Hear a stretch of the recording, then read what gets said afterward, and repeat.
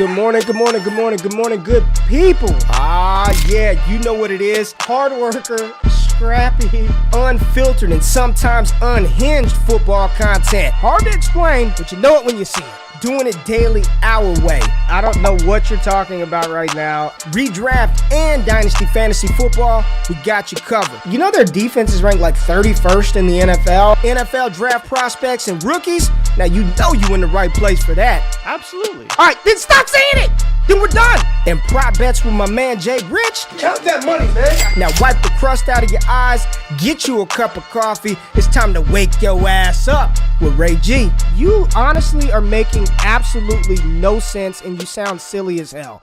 Let's get it. Who we got on the mic today on this Friday, August the 5th? There it is. There it is. Wheezy, Instrumental, a Millie. Wake up, Friday, August the 5th. Good to see y'all good people in the building. Good to see y'all here. Lindsey Mack, Robert, Marlon, Patrick Price, Fizzle Dollars, Mike A, Dynasty Barry. How y'all doing this morning? Good people. End of the week. Got a lot of stuff to talk about. Training camp buzz. We got some contract extensions. Jay Rich with the news. Got a lot going on this Friday. Jay Rich, how you doing, baby? I'm good, man. I'm good. I was just rapping the Millie lyrics. You played me that little preview, and it's just crazy, to think how quickly you can recognize a song like that. One that was just iconic. It was literally everywhere. But good morning to everybody. I hope you enjoyed the football game yesterday, Ray. I don't know. Did you watch it? Tell the people. Did you watch it? A little bit. I had it on. I had my Discord, the AMA. Right? Yeah, the AMA was last night. So I had that. I had it on the TV. But I couldn't listen to everything. I was really interested in the Matthew Berry fantasy football piece. Yes. I think that was a big step forward for the fantasy industry to have a big name person like Matthew Berry on there talking about fantasy football during the game. I thought I saw some clips from it. It seemed like it was a good little piece, but I didn't get to see it live. Did you watch the game? No, I didn't watch the game. I didn't. But that was really cool. So shout out to Matthew Berry for that. Obviously signed on with NBC Sports. So that's really cool. He's going to be doing some sideline reporting, and I believe he also did a piece at halftime. And I saw one this morning. He was talking about your boy Zeke, actually. Yeah, that's the one I saw. In fantasy this year. Yeah, so that was pretty cool to see from Matthew Berry for sure. Yeah, that's the one I saw. I saw Matthew Berry on there. Big thing for the fantasy space, man. It's one and the same with sports betting now. So to integrate that into the actual game, Jay, I thought that was is a really cutting edge, innovative step, and it gives us some hope that maybe one day. On the halftime of an NFL game, they bring us on to do the bullshit up there. I doubt it. I doubt those cards are in our future. Maybe not, but you never know. But Bill Belichick has other plans, right? Bill Belichick, we'll get into that. He said he doesn't care about your fantasy team. I said good morning to people, right? I already said good morning to the people, right?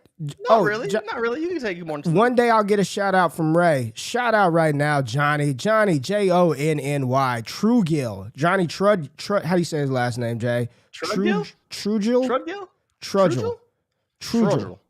Let's call him Mr. Trudgill. Let's call it. What's up, Johnny? Shout out to you, big dog. Jay Rich, we got some news to talk about, right? Is it your turn? Is it time for some straight facts, baby? I think it's time for some straight facts. Let's get into some straight facts, man. Let's do it.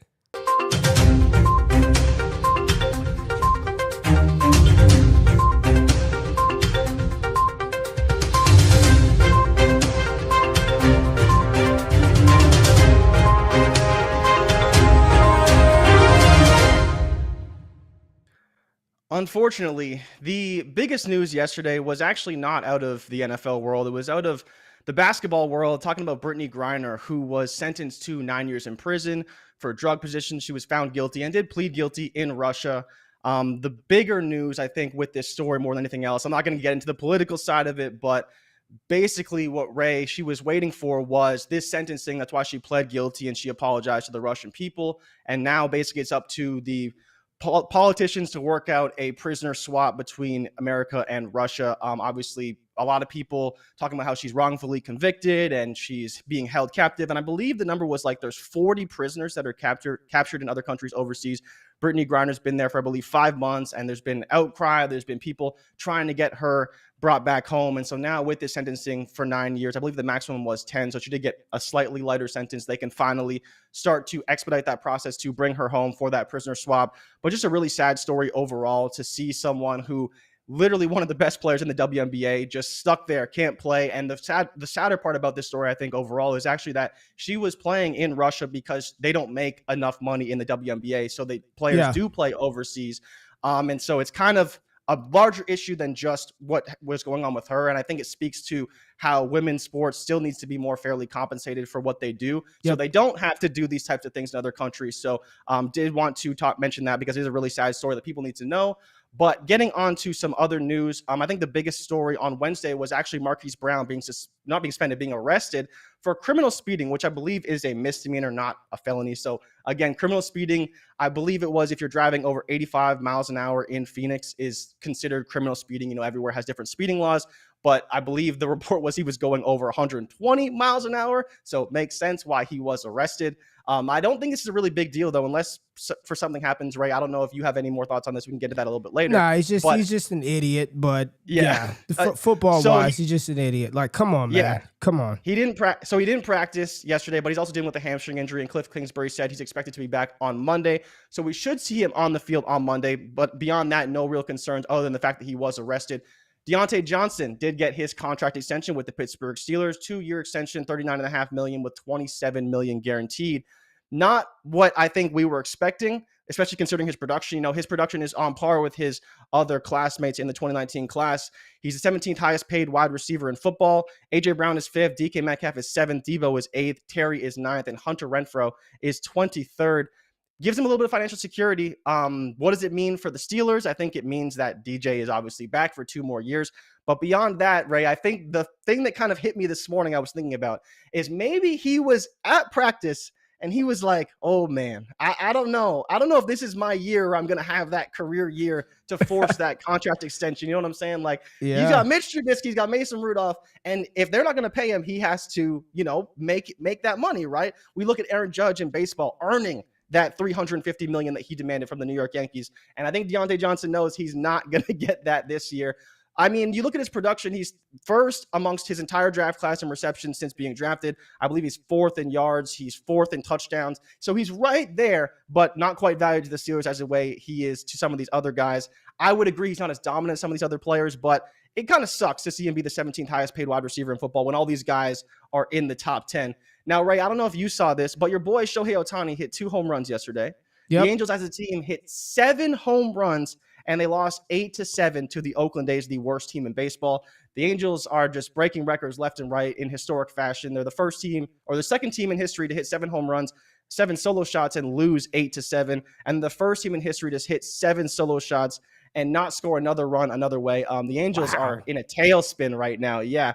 Mike Trout isn't playing, so that is notable, but the Angels are one of the worst teams in baseball with 2 of the best players of their generations. Now, I want to talk quickly about Matthew Stafford because he is dealing with an elbow injury. Yeah. And Sean McVay basically said it's a little abnormal for a hitter, or sorry, I'm taking pitchers and hitters still. A little abnormal for a quarterback to have an elbow injury. And realistically, I look at it as the standpoint of pitchers, right? You know, going back to baseball, it's probably a UCL injury. And I know that, you know, we were talking to Jeff Mueller, our injury analyst for Destination Devy, about this, and he was trying to make sense of what it could be.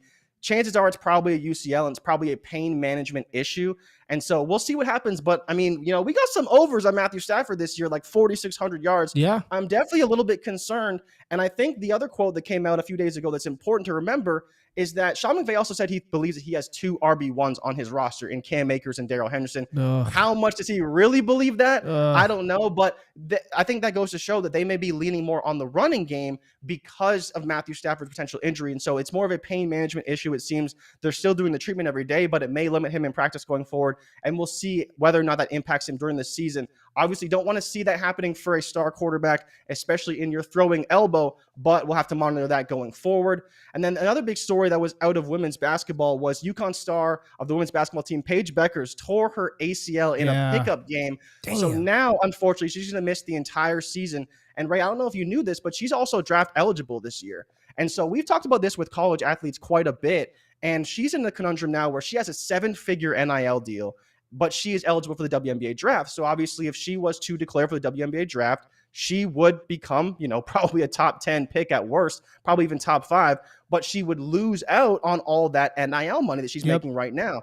And so she's at kind of a crossroads where she can go back to college, she can perform well, try to be the number one pick, and still earn that money. Or does she ultimately go to the WNBA where she would eventually, be a star? We know how good she is, but a super sad story because she also tore her meniscus last year in December and did make it back for the tournament. But her time in college so far has been tremendous. I believe she was the AP Women's Player of the Year as a freshman, but since then, injuries galore for her. So hopefully she can get back on track. And yesterday, like we talked about the opening of the show, what do you want to say something about that? I was just going to say the highest paid WNBA player right now is Jewel Lloyd from Seattle, $230,000. Yeah. So if Paige is getting seven figures at UConn, I might opt to stay. 100%. Yeah. And I think that's a real concern, right? And it's not just her. This could be a thing for other college athletes as well that are stars in college, but maybe aren't going to be stars in the NFL, NBA, etc. So I think there is real concerns that she does stay. And I honestly, if I was her, I would stay too, because there's really no reason for her to leave, in my opinion. Now, yesterday, the Raiders spanked the Jags in Canton 27-11. Hey, hold on. Hey, if you don't want to be here and listen to the news, take that negative shit out of here, bro. We don't want to hear that. Okay, out of here. Go ahead, Jay. So we are on to football now with the Raiders spanking the Jags in Canton. Zamir White, in my opinion, was the star of the game. 11 carries, 52 yards, 4 targets, 3 receptions, which led the team, and 23 yards. And your boy, Snoop Connor, didn't do a whole lot. We saw that the Jags really focused on the passing game for some reason instead of the running game. They only ran the ball 16 times to the Raiders, who ran the ball 33 times. I think the other crazy development was that Josh Jacobs played more snaps than we were projecting initially. We didn't think he'd play at all, but he did end up getting some carries, which I don't know how I feel about that in the Hall of Fame game, but hopefully it was to get some continuity between the running backs and the offensive line. Josh McDaniels going to do what he's going to do. I'm not going to question it too much right now, but it was surprising to see him in the game, especially so often. But on top of that, the last piece of news is Deshaun Watson. The NFL is appealing the 6-game suspension. Yep. What does that mean? We don't really know, but Roger Goodell was able to choose who ultimately sees this hearing. And it's going to be the former New Jersey Attorney General, Peter C. Harvey, to hear this appeal decision. And this is a guy who apparently has worked with the NFL for some years, is a good friend of Roger Goodell. So say that fair or not, but at least it's not Roger ultimately coming up with the ruling. But he's going to be the one to hear the appeal. And apparently he also helped develop some things for the NFL, including the personal conduct policy. So a gentleman who's very familiar with the policy overall and the inner workings of it. So hopefully we get some resolution on it sooner than later, but definitely not an unbiased source to hear this appeal, but we'll see what happens with Watson overall. Probably will get at least a 12-game suspension, and we'll see kind of going from there whether they want to go for that indefinite they were talking about with a minimum 1-year ban for Deshaun Watson this season. Now, Ray, is there anything you want to touch on from all those stories, or do you want to kind of get to further news that we have going on? Josh Jacobs was really playing like the whole first quarter really last night. Like legit, Josh Jacobs that was the most shocking thing when I looked up and I saw 28 on the field. And then he's gashing off 15, 16-yard runs left and right last night.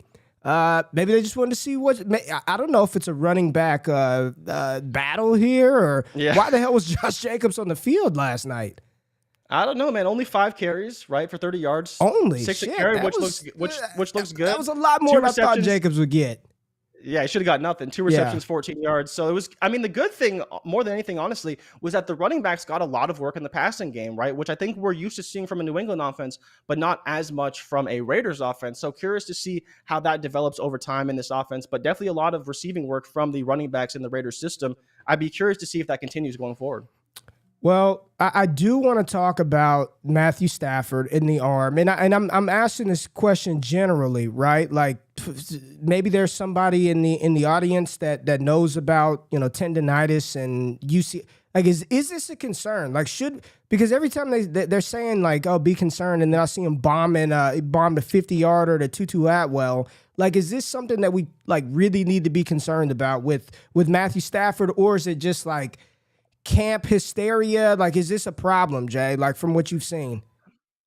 So my opinion on it really is that it depends really on how you would classify this level of strain, right? If it is a strain, then it's management, right? So if you're going to make a direct correlation to pitchers, the thing with pitchers is that they throw so hard and they really snap their elbows.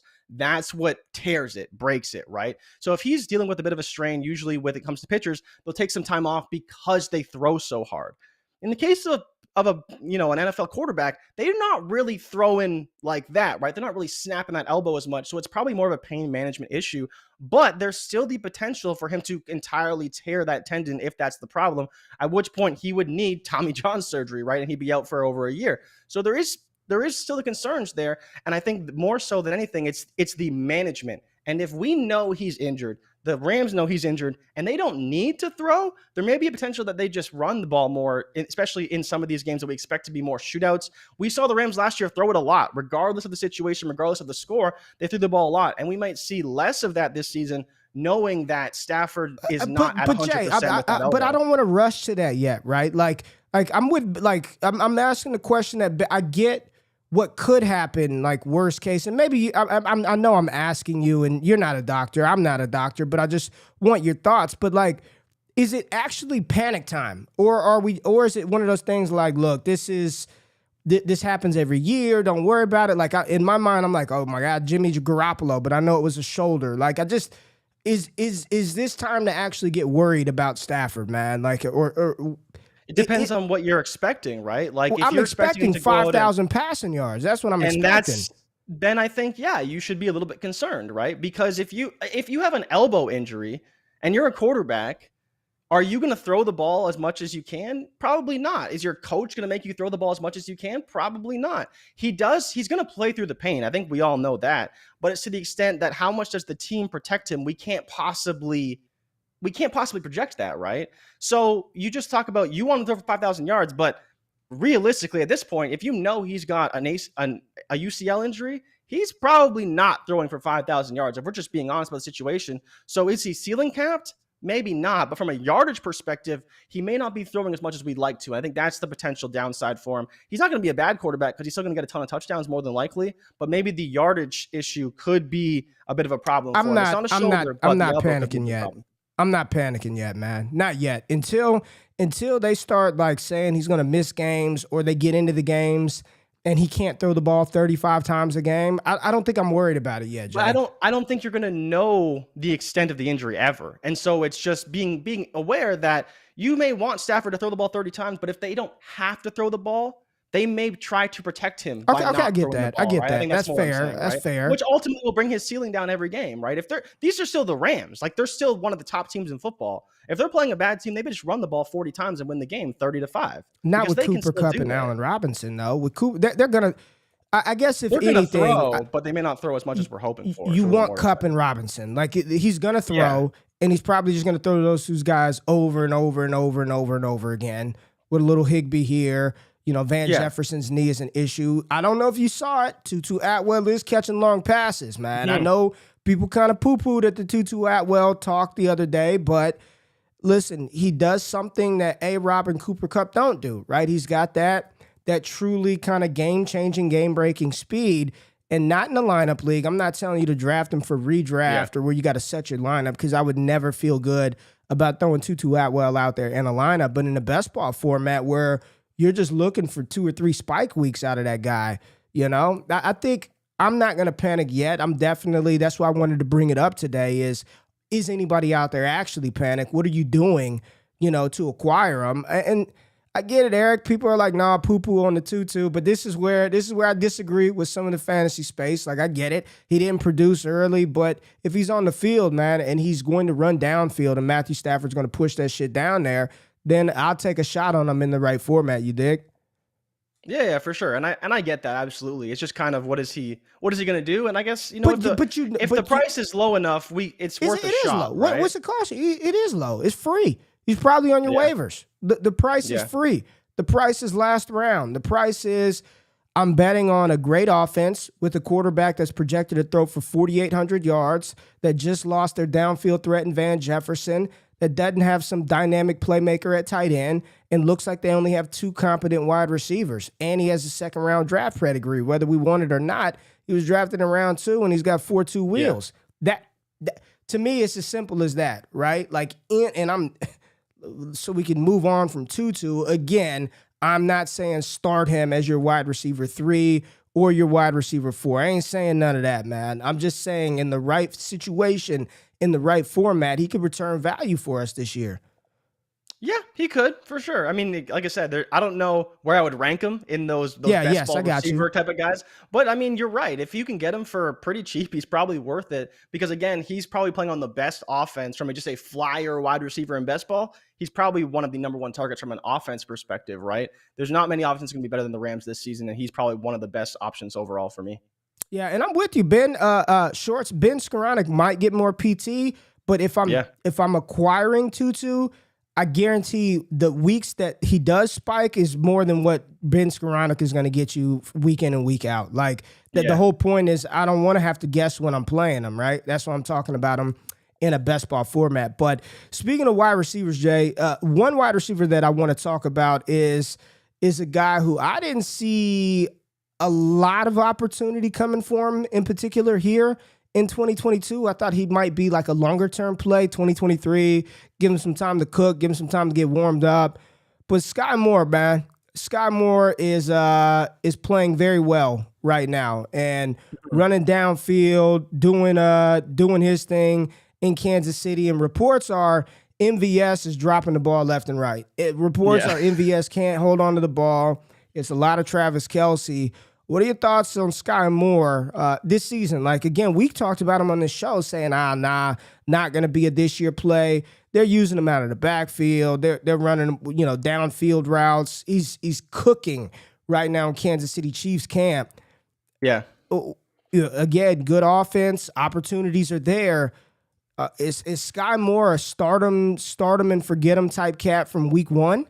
Week one? From week one. So, is he the type of cat that week one, you could draft him and throw him in your lineups from the get-go? 100%. 100%. Okay. And I don't want you to hear what I'm not saying. I'm not saying you start him every week.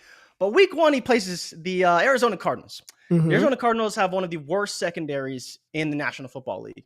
And so if you do draft Sky Moore, you will definitely be playing him in week one. Now, beyond that, I'm not sure what you're looking at, but I think when you just talk about from a rookie wide receiver that you like, that, we're seeing a lot of positive reports about, we're seeing him out of the backfield, we're seeing him running crossing routes, running deep. Those, I don't know if you've noticed this, Ray, but his legs look bigger than I remember seeing them. Like when I see him in those shorts, I'm like, damn. But week one, you will be playing him. Like I couldn't imagine a better matchup. Like when we're talking about DFS and these types of things, that will be the number one target in DFS. It will be the Chiefs versus the Cardinals. It should be a shootout in week one. I believe it's already the highest over-under on the slate. You will be playing Sky Moore in that matchup, 100%. So, but beyond that, it's kind of how does he look in that first game and do you trust him moving forward? But I think if we're talking about you want to draft and play in week one, for the matchups perspective, you definitely would want to do that for sure.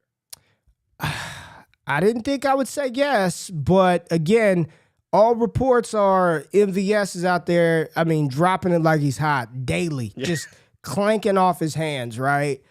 Juju's look good. Juju has looked good, right? He looks really good. He looks good, and he's running routes. We haven't seen Juju run since USC down the field. He's going down the field, but I think there is some room for this young man. And what I like the most about it, Jay, is how they're integrating him into the offense. You're seeing him in the backfield, motioning out, doing all this stuff. Like I'm kind of like, okay, maybe what we thought was 2023 is actually going to happen here in 2022. And what better quarterback to pair that with than one of the best quarterbacks in the NFL, Patrick Mahomes. Somebody also brought up Isaiah Pacheco, and I talked about Isaiah Pacheco yesterday on the PFF podcast with Dwayne McFarland and Ian Hartitz. We talked about Isaiah Pacheco, and is he somebody that we're talking a little bit of dynasty. They're talking about, is that somebody you want in redraft this year? Isaiah Pacheco. So if they're talking about it in redraft, like, I don't know if because he was on waivers, but I'm pretty sure at this point you can't get him off of waivers now. He's already been picked up. Do you think Pacheco's got a shot as a 7th round running back in the Kansas City Chiefs offense to make noise ahead of McKinnon, ahead of Clyde and Ronald Jones and whoever else they have there? Do you think the 7th rounder from Rutgers University is going to get it done for Kansas City this year? Maybe. And I'll just say, because the situation to me is still wide open. You could say what you want about Jerick McKinnon, about Clyde, about Ronald Jones, about whoever ultimately is the starting backup running back in Kansas City. But Pacheco's he's making some waves. He's looking good. He's catching passes down the sideline on wheel routes. He's running routes. He's doing everything you want to see from a 7th-round pick. Does that mean he's going to get opportunity? I don't know. And again, for redraft purposes, I don't know if I'd go that far because, again, week 1, week 2, we don't expect much playing time for him unless for some reason we hear that he's going to be the starter or he's going to be the backup. But again, that's where I kind of have a bit of issues is that I love the talent. He's reporting well. He's looking good. If he looks good in preseason, maybe you can talk me into redraft. But for Dynasty, absolutely. You want to have him on your roster. But for redraft, I don't know if he's the best flyer out there. But it's probably worth a shot. But it's we all agreed. They're the redraft guys. So I don't hate it, though. If you want to take that shot, you still got a month to figure it out. Yeah. And I think if you want to replace him in a month, go for it. But if you're drafting Robert is pumping up. Right now, Robert is all in on Pacheco, man. Robert is all in on Pacheco. Pete said, Pete's probably right. 5-star Pete said you got to start all the Chiefs wide receivers week 1. You don't know who the hell is going to be. Start them all to figure out which one it's going to be. But I saw somebody else say, I think too when you're watching Pacheco and the Chiefs, it's hard. I see that number 10. And in my mind, I'm just like, maybe a little Tyreek. He did run a 4.3, little thicker than Tyreek Hill. But here's the thing. What I said on that pod is, if there were an offense for the coach to utilize a undrafted guy, 7th round is damn near undrafted, it's Kansas City, man. They don't give a 100%. Damn. They went and found Jerick McKinnon off the bench, off the couch. They rolled out Darrell Williams week in, week out with Clyde Edwards-Helaire. They bring in Ronald. Like, if there was a coaching staff that seems to not give a damn about draft capital and they're like, I'm putting the best player on the field regardless, unlike Dallas, who's going to continue to give the ball to Zeke over and over again, right? Even though we know Pollard should probably get some more carries. Kansas City's the offense to do it, right? Kansas City's the offense where they're like, shit, if Pacheco's balling, put him out there. Put him out. Now, what's that going to give you long term? I don't know. I'm not sitting here, Jay, saying Isaiah Pacheco is going to be a top 10 running back. I'm not even saying he's going to be a top 24 running back, but I'm saying he's probably going to get a shot and get some opportunity to get on the field if he shows well. If he gets a shot, though, you could flip him for a lot because then he's the Kansas City running back, and this is the conversation that we're really getting to the meat of, right? Is like you want him because if he gets that shot, he's worth a lot to a lot of people, and you could sell him for a lot. So I think that's the move you'd want to make in Dynasty for redraft purposes, though. He could maybe be a league winner. You never know. But I'm not going to bet that right now. And I do, to your point, he's been showing well. He's a talented player, and Kansas City will definitely give players that fit their system and their scheme the best a shot over draft capital, money, all these other types of things. So I think that you're right that they definitely could see Pacheco in that role. It just depends on how the other guys look overall. Robert is all in, man. Robert is all damn in on Isaiah Pacheco. Robert, if he balls out this year, we're gonna make sure we give you props because you are all in, my friend. You are all in, and I fucking love the conviction from that guy, man. Good shit, Robert. Let's just stay on the rookie thing because there's a lot of rookies getting hyped, Jay, and it's crazy because everybody's talking about how bad the Pittsburgh offense is probably going to be. Mitch Trubisky, Kenny Pickett, Mason Rudolph, I don't know. Offensive line stinks. We talked about Diontae Johnson getting his bag.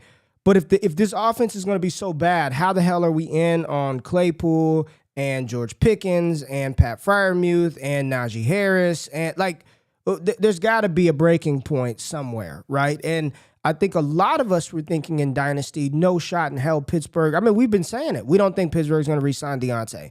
They give him 2 years. What is this?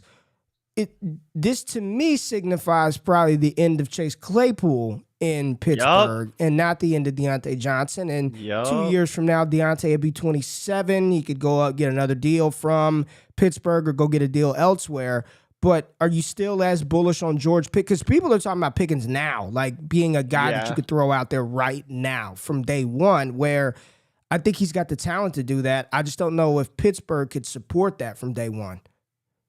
Well, supporting it, definitely not, right. Especially if Claypool is healthy, right? That's the bigger point here to what you're saying is that can they support it? Probably not. It's going to be a lot of Diontae, probably a bit of Claypool. And then I'm curious to see what they do with the slot too, right? I think Calvin Austin could be a guy who plays a bit in the slot. Because the one thing that's about George Pickens that I'm not seeing is I'm not seeing that slot utilization. No, he's not. It's not concerning, but that's usually how Pittsburgh works these guys in, whether it's Antonio Brown, whether it's, Emmanuel Sanders. These guys, as talented as they are, they started in the slot. And then as they sent those guys off to go on to get their free agent bags, they brought in new guys and moved them outside. So I wish we could see a little bit more George Pickens in the slot. But Ray, I think what we could see, I'm not going to say that's going to happen for sure. We could see Diontae playing more in the slot on 3 wide receiver sets and let George Pickens play outside with Claypool. And I think that could be a way to get him on the field more so than anything else. And then you have Calvin Austin, who could also play the slot. Yeah. But I'm curious how they make that work, because Claypool's not going in the slot more than likely. Doesn't seem like George Pickens is going in the slot. And so realistically, if you're doing something like that, I think Dallas in the same spot, your best option may be to put your best receiver in the slot, keep your 2 guys that succeed outside, and make your offense better that way.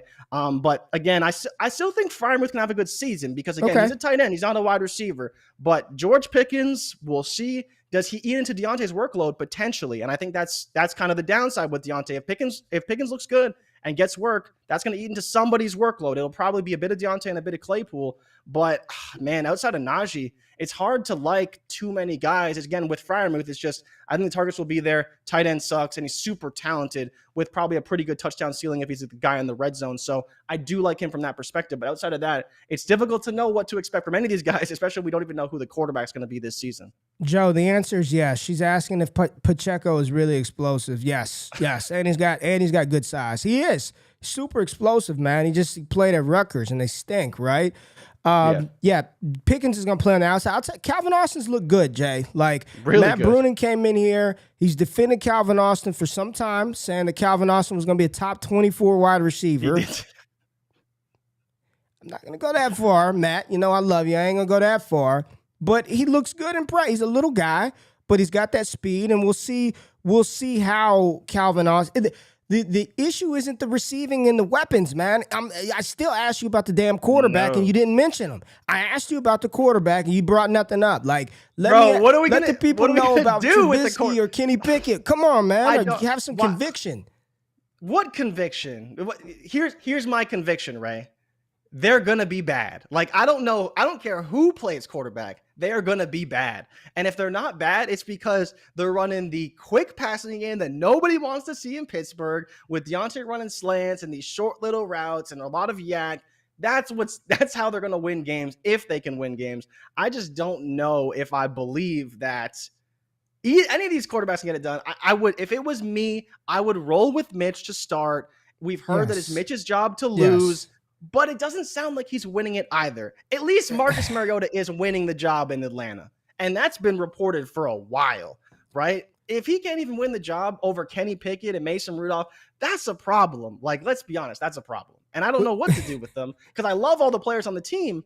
But if they don't have a quarterback, they can't do anything. And we know that. We've seen that for years with Ben Roethlisberger. So what do we do now? I don't know, man. It's just we got a boomer in here trying to super chat us. And how the hell do you add text to the chat? Just drop your question in here, and I promise you we'll get you. We will not miss that. Here's my thing, Jay. A lot of these rookie receivers are showing out right now. A lot of them are showing out. Yeah.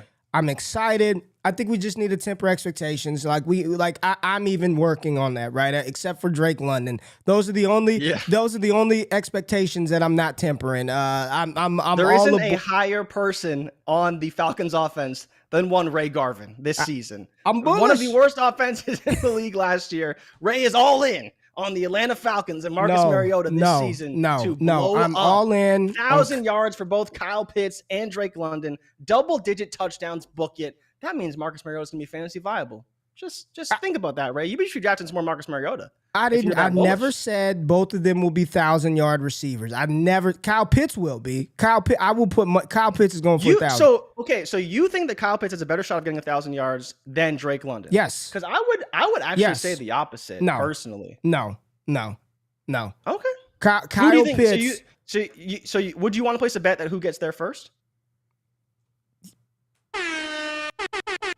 I think Drake London's going to get there first. What do you want to bet? I could a case of Topo Chico. You buy me a case? I don't know how many cases we got on the line. But you owe me about 7 cases at this point. No. We'll see how the season plays out, but I may need to get a courier to take these cases to your house. Just give me the money and I'll go buy the cases. So what's the bet? Who gets to 1,000 yards? I don't think Drake's getting 1,000, first of all. But if you want to put it, I will gladly take this bet. I've never said he's getting 1,000 receiving yards. You want to do most receiving yards between the two then? Yes. And Kyle Pitts, that's a bad bet. Okay, I'll take London. Lock it in. I'll take London. Locked in. Bet good. Y'all heard it on August the 5th. More receiving yards, Kyle Pitts or Drake London. I'm telling you, I've never said that, but I do think the offense is going to flow through those two guys. And I do think Marcus Mariota will have some fantasy viable weeks this year. No doubt, man. I mean, the touchdown upside for that offense. I mean, you're playing with the Twin Towers, dog. I mean, it's David Robinson, Let me not say it as those are Hall of Fame players. I'm not putting but they're Drake London players. in the Hall of Fame, right? Doesn't quite work. It's YouTube, man. Somebody will flame me. Oh my God, he actually compared Drake London to Tim Duncan. No, I'm just saying he's got the Twin Towers out there. All they've got to do is just throw it up, and those dudes are skying over people catching touchdown passes, man. I do not think he's going for $1,000 this year though. But Robert's all in. Isaiah Pacheco, Drake London. And I think it's going to be consolidated targets. Like who else are they going to throw to in that offense, man? It's going to be a heavy dose of Pitts and a heavy dose of Drake. Yeah, no, they don't have anybody else, right? Maybe some Olamide Zaccheaus, some maybe Cordell Patterson on the outside. Maybe they talked about him playing less running back this season, but outside of those two guys, I'm not sure who's going to get much of the work overall, personally. All right, I want to get to the people. I want to get to some super chats. We got some trade stuff to talk about. But Jay, do you want to do some highlights before we get into the trades to the super chats? Do you want to get into some highlights before we get into super chats? All right.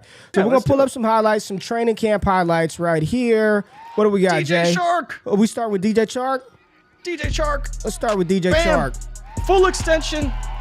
Vintage DJ Chark. That's my boy right there. That's DJ Chark right there. That's a nice one. That's a nice one. I think what we need to do is start with some honorable mentions here that you didn't put in there, Jay. Little Cortland Sutton. That's Sutton? Cortland Sutton. Oh, no. I thought he gave him the ball. Jesus, no. Cortland Sutton, baby. One more time. Little Cortland Sutton. Going up and getting it. Bad read. Come on. Who is that? That's not Surtain. I don't know who 23 is, but I got to see this catch one more time because I'm pretty high. God damn, man. That was nice. Good. That was nice, Jay. All right. We're going to put it in there. Here we go. There we go. The separation specialist himself, Drizzy Drake, on All-Pro, Pro Bowl cornerback Casey Hayward. I know he's not in his prime, but when you're getting yapped, Rocky in, Rocky out. Another rocker step. Look at this. Just one more time. Right here. Bring it in. Now go get it, big dog. Go get it, Drizzy. That's all right. Man. All right. Oh, that's super late. All right. Let's get little Stephon Diggs. Little Stephon Diggs. Jay. Let's bring it back. Diggs. Oh, got you. Man. See ya. There it is. Number one. Best route runner in the league. Ain't close. You said best route runner in the league, eh? I think so, yeah. There we go. There you go. Another angle. DJ Chark. Another angle of the Chark catch. Oh, just deep. That was Jared Goff that threw that too, Jay Rich. He could be good. All right, let's bring that back. That's Jared Goff throwing that to DJ Chark. Let's bring that. Look at Goff. Goff putting everything into that bitch. Full extension. Everything in there. Full extension. Nice. I like DJ Chark. I like DJ Chark this year. I've been on some DJ Chark though, Jay. Allen Robinson, lefty specialist in the corner of the end zone. Who threw that? Number 13, Kurt Warner throwing him the ball. Look at Kurt Warner out there getting A-Rob a shot. Go. Ashton Doolin going up and getting it over. I don't know who that was, but he literally jumped over. Yeah, this was sick. This was filthy. Nasty. Yeah, Number one catch I saw for sure. That was Ashton filthy. Doolin going up and getting it. That was filthy. Just nasty. That was filthy. Diggs. All right.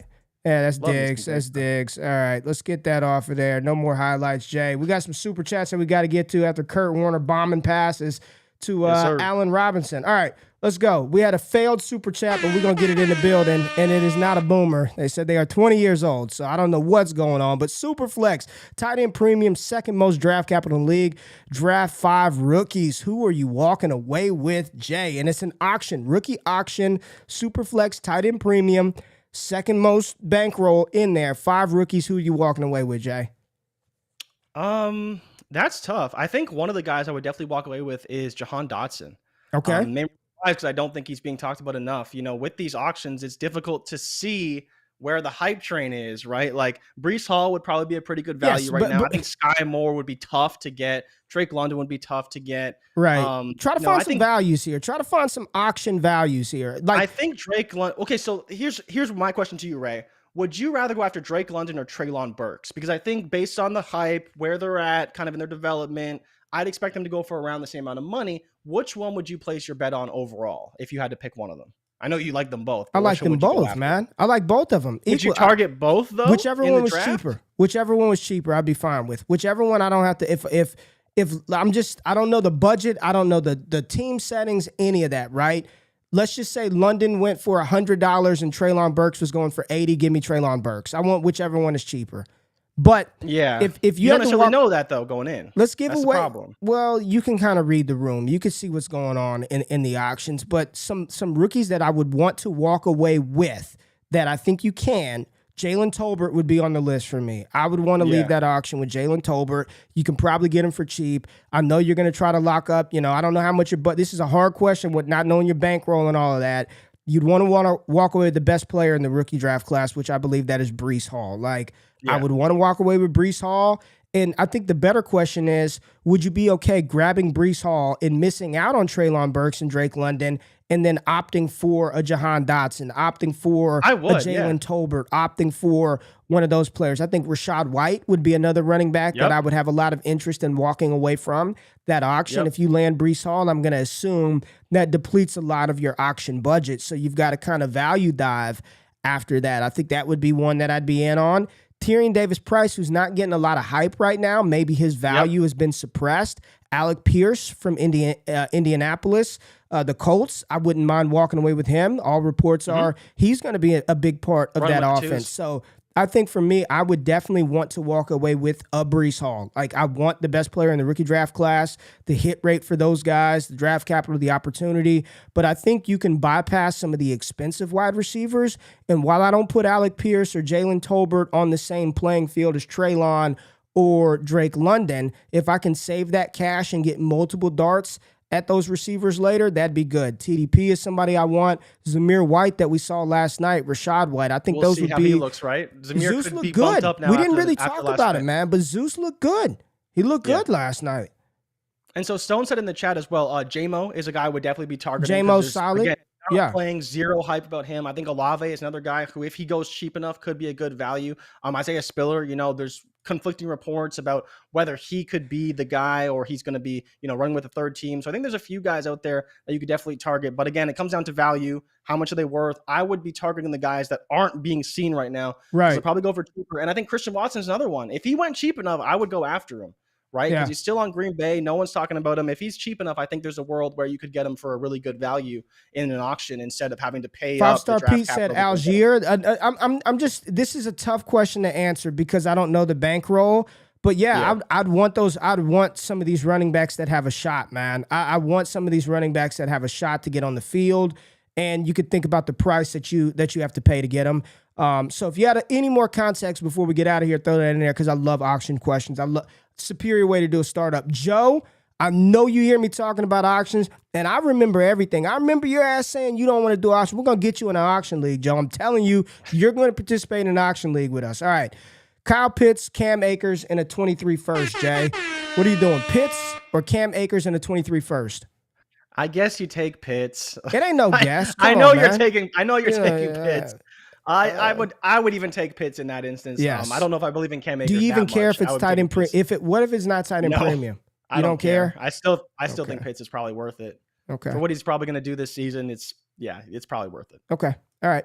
We got another one from Patrick. Let's get Patrick on the board. Interesting names dropped in my league. Pierre Strong, Ty Chandler, Jerome Ford. Order these stashes, or should I drop Cobb? I'm assuming Randall Cobb. Randall Cobb? If it is Randall, listen, Patrick, if that's Randall Cobb, yes, you drop him. Kevin Harris. Would you pick up any of these guys? I have heard nothing about Jerome Ford this camp. Nothing. Same. I've heard nothing. Swap Pierre Strong for Kevin Harris pretty easily. You would take Pierre Strong over Harris? Yeah. I think I would too. Yeah. What about Ty Chandler? I've heard nothing about Ty Chandler. And He's on Minnesota, right? Yes, and it's not that I haven't. He's been bad. I just haven't heard anything about Ty Chandler. I've heard nothing. So yeah, I've heard nothing about Jerome Ford. I guess I would want Pierre Strong. I definitely don't want him Randall. and Kevin Harris for sure. I don't want Randall Cobb. I know he's that. projected as potentially James White's backup, right? So James White's still on IR, right? Like he's still very injured. Yeah. So there could be potential for him to do something, but again, it just comes down to Pierre Strong was drafted much earlier than Kevin Harris, so you might as well make that swap because we know that draft capital does lend itself to playing time and opportunities. So I would probably make that swap myself. Where's Eric Vanek at? Where the hell is Eric at to give us the training camp notes? But this is a good, dirty question, Patrick, because I honestly, I probably would rather Pierre Strong because, and somebody said Alexander's banged up. Ty Chandler got a little run. All right, we're getting some news here. Got a little run last week when Matty sat for a day, had positive reviews. All right, there you go. There we go. Some positive news. We got a couple of more super chats that we got to get to. We got Tanner. This is a big one. All right. Full rebuild. He said bye to Devontae Adams. Good job. He traded Devontae Adams, the 109 this year, and a 2023 second for Elijah Moore, Treylon Burks, and a 23 first. I suspect to be early. Thoughts? I was content with the overpay. I think it's okay. I mean, in Dynasty, it's hard to trade Devontae Adams, right? Because you know how much he can produce, and to get 2 firsts for him and Elijah Moore, who's worth at least another first. I like this deal. I think it's good. I'm curious what the 109 was because that 109 for 107 swap.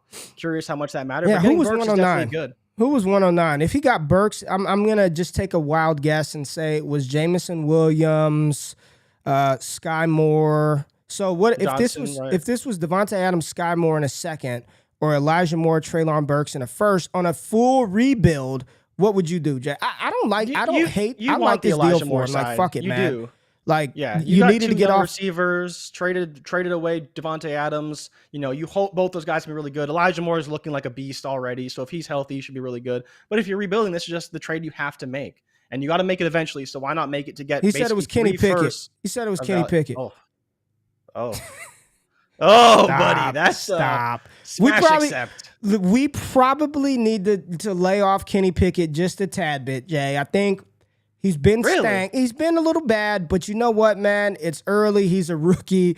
We probably should just give him a little grace, right? I'm happy to walk it back. I'm just happy a little bit. I'm not telling you to full-fledged backpedal, but just a little bit. Just give him some time, all right? I don't think anybody is thinking he's going to be a top 12 quarterback, but give him some time. But Tanner, this is great. If you traded Adams, Kenny Pickett in a second for Elijah Moore, Treylon Burks in a first on a full rebuild, I don't think there was an overpay at all. Maybe you sold Adams 80 cents on the dollar, but you know what, man? Sometimes you just make those deals, move on, and get it over with, right? So I don't hate this deal for you at all, and you saved yourself from selecting Kenny Pickett. Good job, sir. Good job. Jay, I think we went through everything, went through all the super chats. Jay acknowledged me calling her out, saying that we need to get her ass in an auction league, and she said she'll think about it. Mike Anderson is in the building. Good morning to you, Mike A. I didn't see you earlier. And I appreciate everybody tapping in and engaging in the comments. Marlon, Shorts, George, Patrick Price, Joe, everybody, EV in the building. 5-star Pete, we still love you, man. You go hard sometimes, Pete, but goddamn it, you're here every day, and we love and appreciate you. I'm glad everybody tapped in for this week. Next week, we are only going to have 2 shows because RayGQue will be at the Fantasy Football Expo next Friday. Oh. It's already next Friday, man. Like the Expo's next week. So damn. I'll be in Canton, Ohio. We'll have content there. There's a flag football tournament there. So there'll probably be video footage of all your favorite fantasy analysts showing how non-athletic they are. And don't worry, we will have footage from that weekend that we'll share with y'all. So we'll have some fun on Monday and Wednesday of next week. Jay, anything else you want to say? Shout out the newsletter. The newsletter's out if you're watching this. All Gas newsletter out now. Link in the description. Eric, Mike, me, Jordan, everybody, Dynasty Barry, Jeff Mueller. We got injury shit. It's for free. Hit the link in the description, subscribe to the All Gas newsletter, and there will start to be Easter eggs in the newsletter for giveaways. I got a bunch of shit that I got to give away. Signed jerseys, paintings, all kinds of stuff. You got to read the newsletter and be subscribed to find those Easter eggs to figure out how to get in. I saw somebody ask about the Kyler Murray thing, Jay, the Kyler Murray thing, we had over like 200 and something things hit either our account or the Twitter DMs. So we have still not worked through that. But I promise you, we have something lined up for Kyler. Every game he plays bad, we will have a meme pulled up of Kyler Murray and reasons why he played bad. So it will be fun. I promise you all that. And once we figure out the winners, we will get some stuff potentially sent out to them. But Jay, anything else? I know I asked you this like 3 times already. I don't think so. I think that's it. I was thinking of something earlier. Slipped my mind. Let's move on. Okay. Everyone have a good weekend. Well, we're not going to move on. We're gonna go home. It's the weekend, baby. We're going to go home. Yes, sir. So we appreciate y'all tapping in the show. Hit the thumbs up button, like, subscribe for the content, hit that newsletter button at the bottom. Y'all be great. Enjoy the weekend. Like training, like real preseason is next week, right, Jay? Real quick. Next week. Next week we got real preseason. Week 1 preseason. Man, it's football. It's football. We're back. I'm glad y'all are tapped in. Make sure if y'all got specific things that y'all want to talk about, hit us up in the comments. Leave us some comments. Hit us up in the DMs, and we'll try to get to it on the show. Y'all have a great weekend. We'll be back on Monday. I'm out. Peace.